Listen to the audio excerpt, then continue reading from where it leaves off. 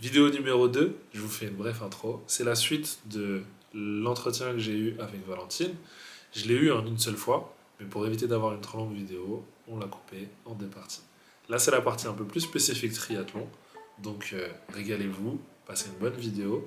N'hésitez pas à mettre en commentaire tout ce que vous pensez, vos retours d'expérience, tout ce qui serait intéressant à partager. Comme ça nous fait une base de travail encore plus grande pour la suite. Je vous souhaite un bon visionnage et je vous dis à très vite. En tout cas, l'entraînement a repris, vous inquiétez pas. La vidéo de la semaine prochaine compilera les entraînements de toute cette première semaine plus la deuxième. Donc voilà, bon, même s'il n'y en a pas eu beaucoup en première semaine, mais je vous l'expliquerai dans la prochaine vidéo. Donc maintenant on passe à une partie un peu plus spécifique triathlon. Ah, on a changé le plan de caméra, on revient dans les galères habituelles.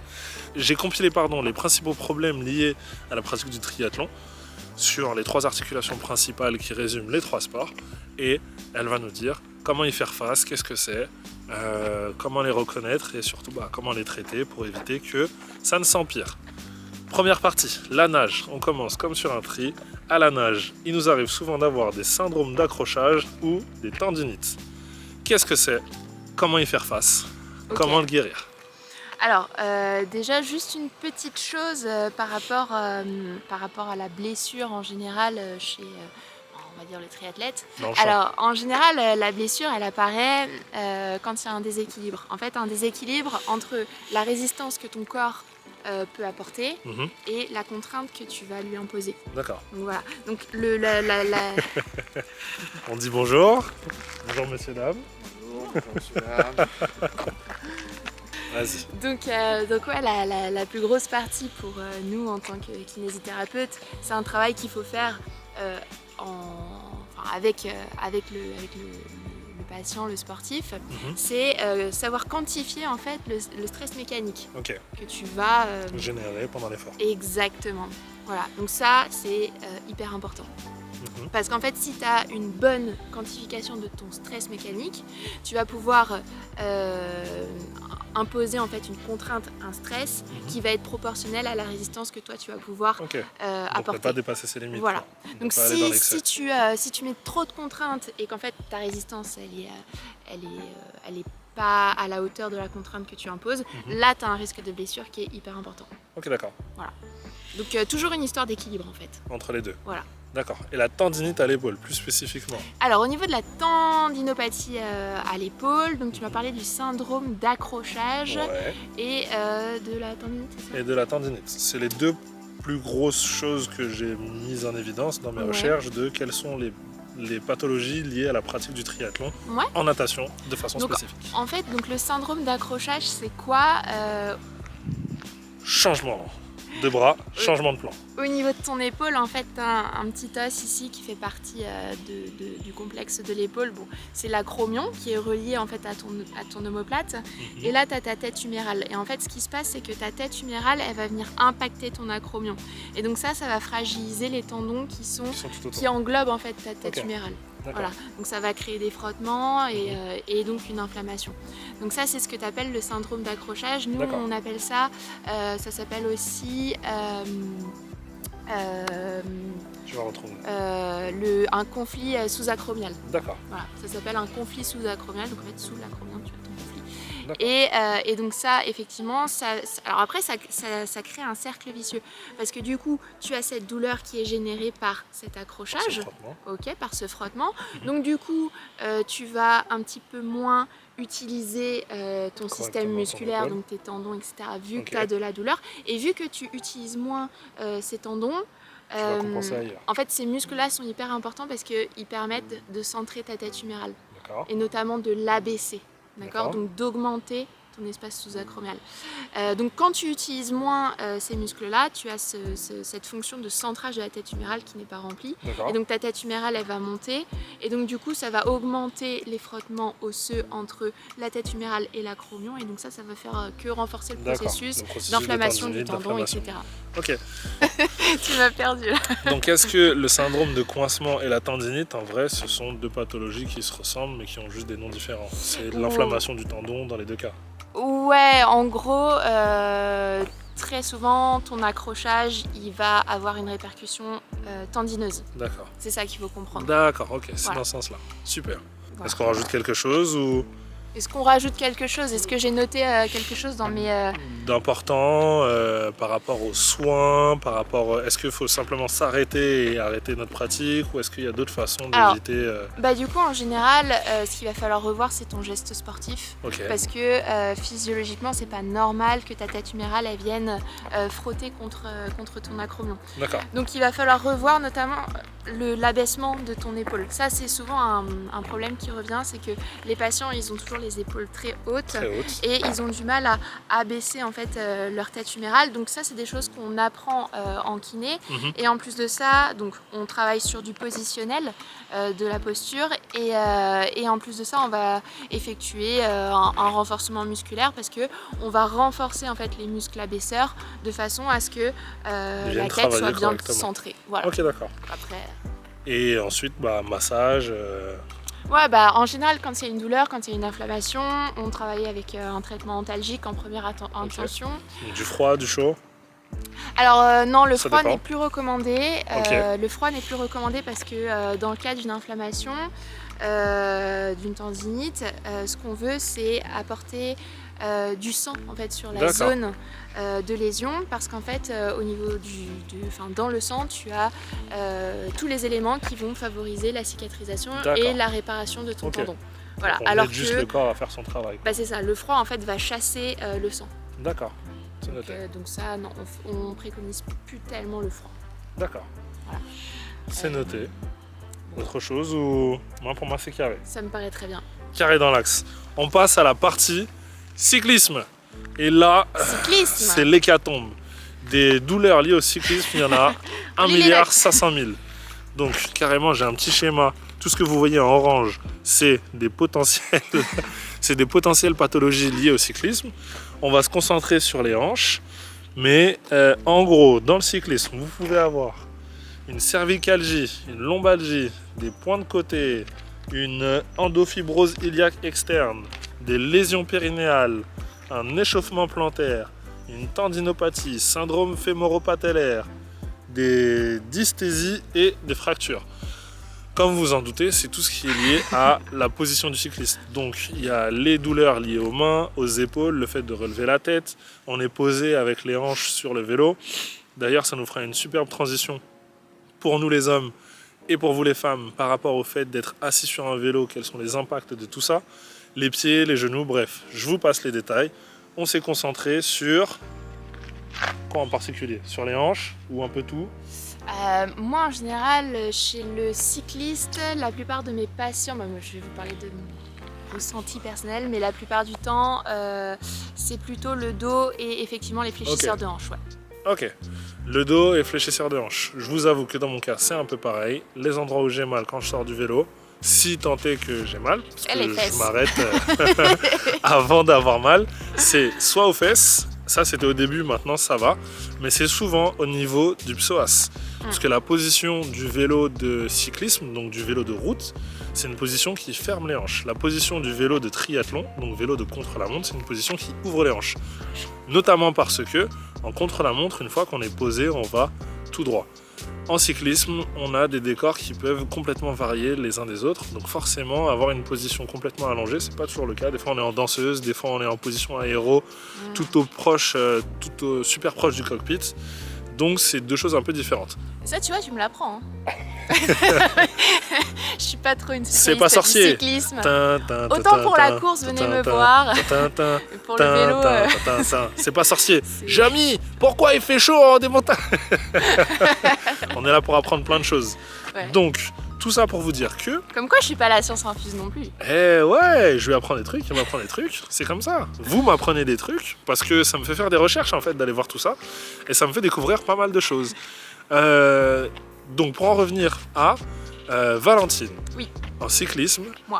Quand on a mal aux hanches, au niveau des psoas, donc là où généralement les récurrents problèmes arrivent, et en bas du dos, comment y faire face à tous ces problèmes qui sont liés à ça. Et aussi à la cervicalgie dont je voulais parler avec un petit peu plus de spécificité. Alors déjà... à vous. Ouais. C'est pas mal, vas-y, on a un micro. Prime time. Non, bah, je dirais ce qui est hyper important, mais comme dans toute pratique sportive, c'est travailler avec du matériel qui soit adapté. Adapté à vous. Donc avoir un vélo qui soit adapté taille, à ta taille, ok. notamment pour toi. Vous savez à quel point c'est un problème pour moi. Non, D'ailleurs, je c'est- n'ai toujours pas de vélo. J'en ai toujours trouvé un, mais j'ai toujours pas l'argent pour aller l'acheter. Donc si un sponsor nous écoute, je te jure, si quelqu'un voudrait sponsoriser, donc vas-y. donc c'est clair que si tu travailles sur un vélo qui est trop petit pour toi, Est-ce que je peux te confier la caméra, s'il te plaît? ouais, Vas-y. grave, je suis bien comme ça. Vas-y. Enchaîne. je Il me va bouge. se moucher. Vas-y. Donc voilà, c'est clair que si tu travailles sur un vélo qui est trop petit pour toi, tu vas davantage fléchir tes hanches et solliciter les psoas, qui sont les fléchisseurs de hanches principaux. Et puis en fait, chez des personnes aussi qui ont des problèmes au niveau de la flexion des hanches, enfin, je te repasse le truc. En fait, le dos, très souvent, c'est un système de compensation avec un manque de flexion de hanche. Donc en fait, tu pousses pas assez dans tes jambes, donc tu vas carrément pousser Avec le dos. avec le dos. Ok, d'accord. Voilà. C'est un manque de force dans les jambes, ou en tout cas pas assez de force dans les jambes. Du coup, tu compenses avec ton dos. Ça, vaut mieux éviter. D'accord. Pareil, par exemple, non, j'allais dire la position du dos sur le vélo, mais toi, t'es plutôt Ouais. avachi dessus là. En TT, on est complètement allongé dessus. Exactement. Le mime, c'est exactement ça. En triathlon, on est complètement allongé dessus. En route, on est un peu plus relevé, donc c'est un peu différent. Mais dans tous les cas, c'est des problématiques qui peuvent exister si vous n'avez pas la force de tenir vos positions. Grande cycliste, hein, vous l'avez vu. Chose qui est hyper importante, c'est que le vélo, c'est une machine, c'est de la mécanique de précision. Et on a tendance à se dire que c'est le vélo qui fait tout le travail, mais en fait, non. 90% du mouvement du vélo, c'est le cycliste. Si vous n'avez pas la force, si vous n'avez pas les jambes pour emmener votre vélo à la puissance nécessaire pour créer la force d'inertie, bah vous allez beaucoup plus galérer qu'autre chose, vous n'allez pas kiffer votre pratique et donc vous aurez surévalué vos capacités à avoir un vélo. Donc soyez honnête avec vous-même quand vous choisissez une machine, même s'il y en a qui sont... Salut toi. On a eu un petit compagnon qui voulait se joindre à la vidéo. Très joli. Et donc c'est important que vous soyez en accord avec vous-même, que vous n'alliez pas chercher des machines qui soient trop puissantes pour vous. Parce que c'est toujours pareil, si vous n'avez pas la force de les emmener, il ne se passera pas grand-chose et vous avez même plus de chances de vous blesser qu'autre chose. On en revient à Et ce là- qu'on disait juste avant. Ouais, c'est ça. Là, le système de contrainte, tu peux peut-être plus le comprendre avec le vélo parce que là, c'est vrai que tu as la contrainte extérieure de la pédale, etc. Mhm. Effectivement, si tu pédales avec une résistance trop élevée, tu vas davantage solliciter tes muscles et c'est encore... Ok. voilà. C'est... Faut savoir s'écouter, faut faut être savoir honnête, s'écouter, faut- ouais. Donc en fait, pédaler... tu peux régler tes vitesses ou pas? Bien sûr. Voilà. Régler les vitesses, régler les plateaux, tu peux tout régler. Ok. Donc parfois, je pense que plutôt que de trop pousser au niveau de la vitesse, Mhm. de la résistance de ton vélo pour aller plus vite, il vaut mieux Descendre une vitesse ou deux ouais, et c'est ça, être... faire plus facile, mais par contre que ton corps il souffre moins et qu'il galère moins à pousser ta pédale, quoi. D'accord. Bon, encore une fois, je suis pas une grande experte du cyclisme, mais bon. Mais dans tous les cas, ouais, l'idée c'est toujours la même, c'est être honnête avec soi-même pendant son entraînement pour pas se surévaluer, pour éviter la blessure. Parce que ce qu'elle vous dit, c'est toujours pareil, c'est que dès que vous surutilisez au niveau des hanches les psoas, vous créez énormément de fatigue. Cette fatigue va se compenser ailleurs, vous allez compenser avec votre dos. Une fois que vous commencez à compenser avec votre dos, vu qu'il n'est pas fait pour assumer autant de charges de travail, bah lui-même va fatiguer. Une fois que vous avez fini de fatiguer votre dos, c'est autre chose qui va prendre. Et tout ça va vous créer plein de petits bobos, plein de petits problèmes. Et vous serez obligé d'aller voir un kiné. Yeah. Donc pour éviter tout ça, il faut être en accord avec soi-même pendant son entraînement. Maintenant, pour en revenir au problème des hanches, est-ce que une souplesse de psoas, une souplesse du fléchisseur de la hanche, aide Ouais. à mieux pratiquer le cyclisme, ou est-ce que c'est un muscle qui est mis dans une position et dans une contrainte tellement particulière qu'être souple? Optimal. Le psoas, c'est un fléchisseur de Ah, hanche. c'était ouf ce que j'allais dire. Ok. On continue sur le psoas. Le psoas, c'est un fléchisseur de hanche. Fléchisseur de hanche. Donc, du coup, très souvent, les gens vraiment le positionnent, le visualisent au niveau de la hanche, mais au niveau de son insertion proximale, le psoas, il vient s'insérer au niveau des vertèbres lombaires, donc au niveau du dos. Ok. Donc, ce qui peut expliquer qu'en fait. Je vous mets plus de champ. Le psoas démarre de où? De devant. Restons concentrés. Donc, en Donc, gros, le psoas démarre ton psoas, il est là. Ok, de devant la jambe et il remonte jusqu'en arrière. Le psoas, tu peux aller le chercher là, à l'intérieur de ton de la iliaque, hanche. là. D'accord. Okay. Et ensuite, il va aller se terminer au niveau des lombaires. Au niveau des lombaires. Ok, donc il engage toute la partie lombaire au niveau du dos. Il y a un striptease dans cette vidéo. Vous avez pas ça dans les autres vidéos? Eh ouais, abonnez-vous à Wanagi, là, partagez, likez les vidéos. Donc, ce qui peut expliquer qu'un psoas trop tonique va venir en fait tirer au niveau de ton dos et peut créer des douleurs. D'accord, ok, donc c'est pas juste la bande, ouais, il est souvent imaginé comme la bande qui passe tout droit devant alors que pas du tout. Il englobe. Il part du dos et ensuite il descend au niveau de la hanche. Il revient devant. Ok, d'accord, c'est noté. Cervicalgie. Comment y faire face? Le problème de trop relever la tête avec le casque. Je crois qu'on est en train de la perdre niveau concentration. On va devoir s'arrêter bientôt dans la vidéo. On a atteint le maximum. J'illustre, mais c'est vrai que c'est clair que les cyclistes, très souvent, tu les vois, ils relèvent la tête comme ça, hop, et tu sais, ils accompagnent avec Je suis pas sûr que les cyclistes foncent toujours comme ça, mais c'est une belle vision du cyclisme. Non, mais c'est clair qu'au niveau des cervicales, encore une fois, faut faire attention. Faut faire attention à pas partir trop en extension, à casser complètement la nuque.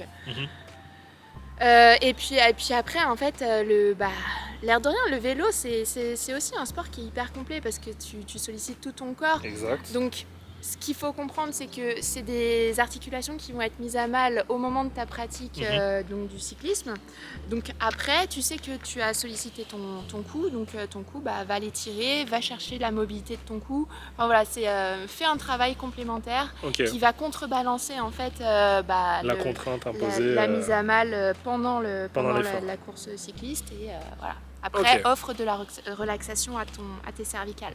D'accord. On passe à la course à pied. Ah, la course à pied, mon Dieu, il y a tellement à dire. Bon, la course à pied, comme vous le savez, c'est le sport. L'illustration. Illustration Valentine. J'ai illustré hier. Course à pied. Ouais, hier, on est parti courir, on a fait 20 km pour éliminer la dinde de Noël. Et franchement, c'était top. 20 km, 2h18. On a perdu 2 kilos. Tout s'est bien passé, c'était vraiment on les a run repris détente. Après, mais bon. Avec une autre dinde, la dinde du 27. Et donc, on vous le répétera jamais assez, la course à pied, si vous avez une blessure dans votre pratique du triathlon, il y a énormément de chances que ça vienne de la course à pied.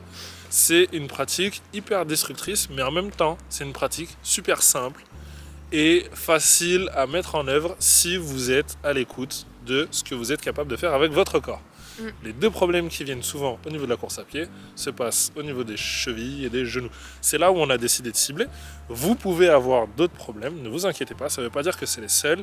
C'est simplement que, comme je vous l'ai dit, dans tout le petit schéma des pathologies liées au triathlon, j'ai concentré les épaules pour la natation, les hanches pour le vélo, les chevilles et les genoux pour la course à pied.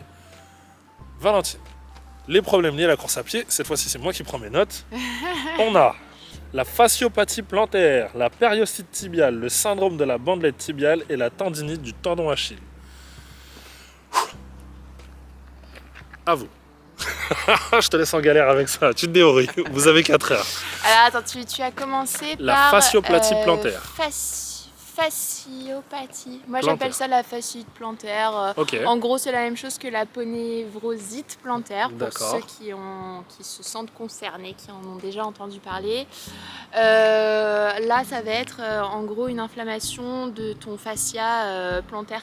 Le fascia plantaire c'est un tissu fibreux qui vraiment est tendu de ton talon jusqu'à tes orteils. Et effectivement tu peux comprendre que quand tu cours et que tu mets en charge, que tu impactes et que tu répètes ça très longtemps parce qu'il faut que tu tiennes sur ta course, et ben ton fascia qui supporte en fait tout ton poids, il est mis à rude épreuve. On en revient à... Ok, le fascia est mis à rude épreuve. Pour le soulager, massage, pas massage, froid, chaud? Oh, arrête avec ton froid, ton chaud là.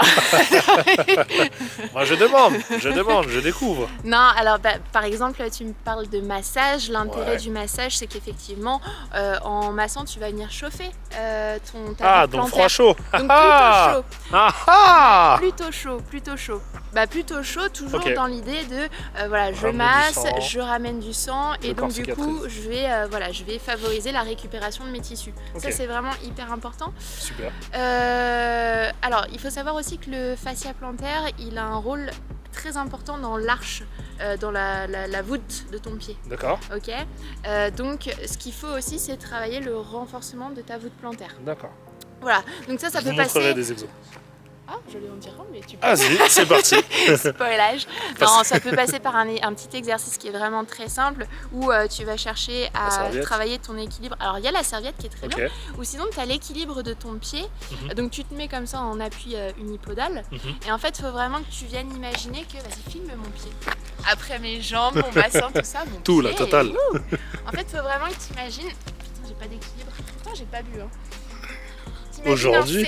T'imagines un C, donc t'imagines un C qui va de ton talon, l'extérieur de ton pied et ensuite la base de tes orteils, grosso Mhm. modo. Ok.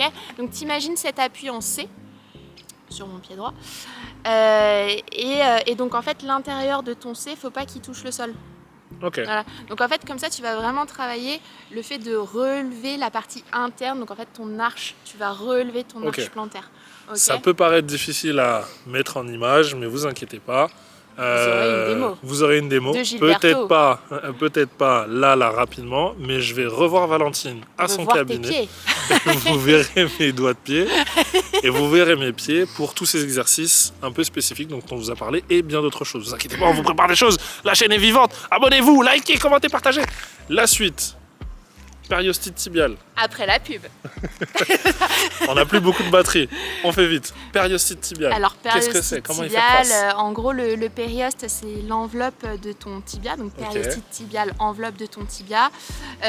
Pareil, ça va être une inflammation de l'enveloppe osseuse qui va être due le plus souvent aux muscles qui vont venir tirer sur cette enveloppe parce que les muscles s'insèrent sur le périoste. D'accord. Voilà, donc là, par exemple, là, effectivement, tu as un vrai rôle à jouer dans la détente musculaire. Donc, ça peut passer par l'étirement, ça peut passer par le massage. Mhm. Une fois que tu as fait tout ça, effectivement, tu vas venir travailler un renforcement, un rééquilibrage de, pareil, contrainte, résistance, stress mécanique, voilà. Ok. Syndrome de la bandelette. Troisième point.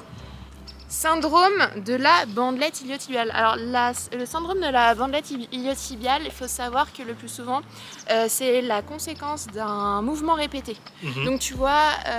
On marche, on met du sang dans les pieds. Oh ouais. Vas-y. Ouh, c'était fait.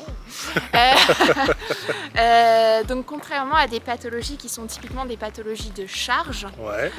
le syndrome de la bandelette iliotibiale, c'est surtout la répétition du mouvement qui va favoriser son apparition. Ok. Donc là, ce que je conseille le plus souvent, c'est de faire un peu une pause par rapport aux entraînements en endurance et sur D'accord. le maintien de l'effort. Je conseille plutôt de travailler le fractionné. Ok.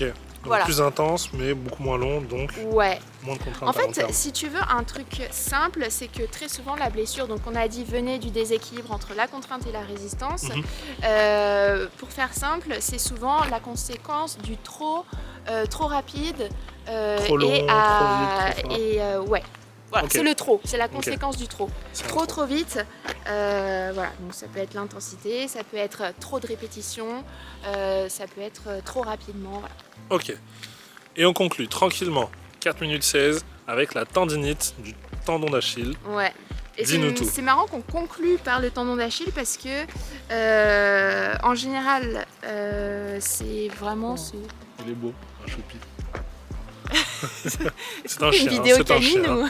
Bah, apparemment, ils sont avec nous dans les caméras, donc on va pas s'en plaindre. Donc ouais non le tendon d'Achille c'est vraiment une raison de consultation plus. Ok. Ce qu'il faut se dire c'est que le tendon d'Achille c'est le tendon le plus gros, c'est le plus gros tendon du corps humain. Et c'est parti. mais Donc je le pense tendon d'Achille, c'est le plus gros tendon du corps que le plus humain. gros tendon du corps humain, il va supporter tout le poids du corps. Ok, Souvent, donc, c'est la conséquence de trop de charges. ok. Donc là, effectivement, on va beaucoup travailler.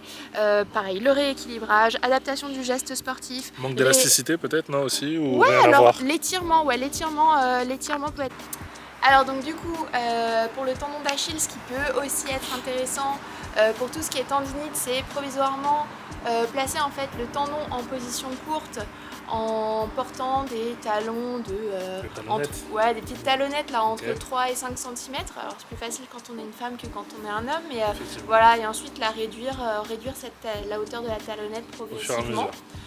Parce que placer en fait le tendon en position courte, ça va favoriser sa cicatrisation et la réparation de la lésion. Voilà. Super. Ouais, on a fait le tour des pâteaux et maintenant on va simplement conclure cette vidéo qui est déjà pas mal longue en disant que... Vas-y. En disant que tout ce qu'on a dit là, c'est on a fait beaucoup de généralités Ouais. et que effectivement chaque problème et chaque blessure est vraiment propre à chacun. Donc si jamais un jour vous avez un souci, n'hésitez pas à aller consulter un professionnel de santé qui prendra vraiment le temps d'écouter votre problématique et d'y répondre spécifiquement. Voilà. C'est déjà... Ouais, c'est top. C'est top. On répétera jamais assez. On a tous nos spécificités. Je me permets de souligner encore dessus. Donc prenez le temps d'être à votre écoute, d'être attentif à ce que votre corps vous dit. C'est pas parce que vous avez vu sur internet un programme qui a l'air de fonctionner d'une personne, c'est toujours quelque chose de général. Ça se trouve, vous, ça va pas vous convenir. Ça se trouve, ça va vraiment vous convenir. Vous allez carrément faire évoluer le truc. Donc prenez le temps d'être attentif, à l'écoute de vos sensations et tout se passera bien pour vous. En tout cas, merci Valentine pour cette interview bilan Merci kiné, à toi. découverte de la Gilberto. kiné. Je ferai en sorte d'aller la voir dans son cabinet pour faire une autre vidéo dans quelques mois, juste avant de démarrer le tri ou simplement pour compléter en termes de connaissances et apporter un petit peu plus de contenu et de matière, de visibilité, de possibilités, parce qu'on est dans un cabinet, c'est un petit peu plus facile pour apporter un petit peu plus de contenu plus intéressant. Tu es le bienvenu au Mans. Ouais. Et ça se passera au Mans, dans un cabinet qui est grave cool. Je vous mets sa fiche là, je vais essayer de vous la trouver, de vous mettre sa fiche. On cherche des remplaçants. Oubliez pas, ouais, le Mans est une zone sous-dotée, donc s'il y a des kinés qui veulent aller au Mans, n'hésitez pas. Et n'oubliez pas de vous abonner à la page que je vous fais défiler juste en bas de la vidéo. Likez, commentez, partagez. N'hésitez pas à apporter vos connaissances aussi dans les commentaires parce que c'est tout ce puits de savoir qui fera que petit à petit on sera meilleur tous ensemble. Valentine, on te dit à la prochaine. Merci infiniment pour cette interview, pour cette vidéo.